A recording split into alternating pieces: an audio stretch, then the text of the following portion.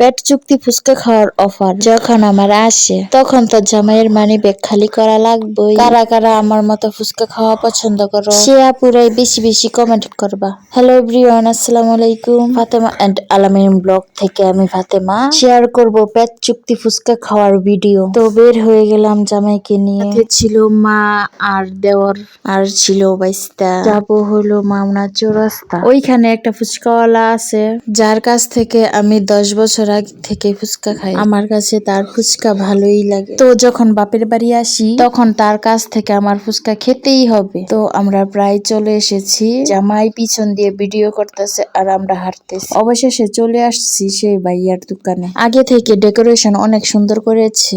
এসে আমরা সুন্দর করে বসে পড়েছি।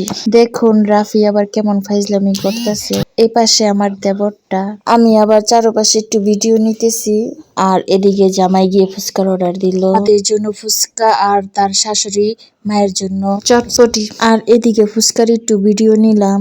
দেখতেই কত সুন্দর লাগতেছে। কেল্লিগি যে এত ভালো লাগে ফুচকা বুঝতেই পারি না। ভাইয়াকে বলতেছিলাম আমারটা তো একটু জাল কম দিয়েন। ভাইয়া বলতেছে আমি তো জানি আপনি কিভাবে ফুচকা খান। এদিকে সবাই অপেক্ষায় আছে কখন ফুচকা আইব। অবশেষে ছোট ভাইটা ফুচকা নিয়ে আসলো। ফুচকা পেয়ে সবাই তো কত খুশি।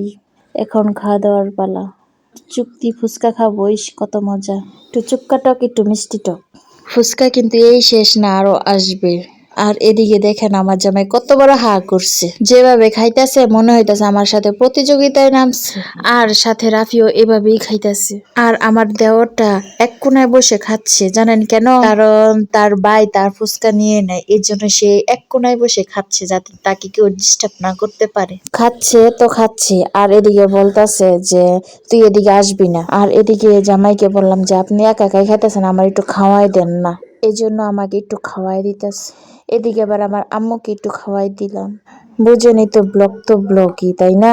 আমি আবার ঋণ রাখি না, সুদ বাদ করে দেই। জামাই আমাকে খাওয়াই দিছে, তারপর আমিও জামাইকে খাওয়াই দিলাম, সুদ বাদ করে দিলাম। আর কইলাম আমি আপনার লাইক না। তো খেতে খেতে আমি 3 প্লেট ফুচকা খাইয়ে ফেললাম। কিন্তু কথা ছিল পকেটটা একবারে ফাঁকা বানাই দিব, কিন্তু করতে পারলাম না। এদিকে সবার খাওয়া দাওয়া শেষ। অবশেষে জামাই বিল দিতে চলে গেল। আর এখানেই আমাদের ভিডিও শেষ। ভিডিওটি ভালো লাগলে সবাই লাইক কমেন্ট শেয়ার করে দিবেন।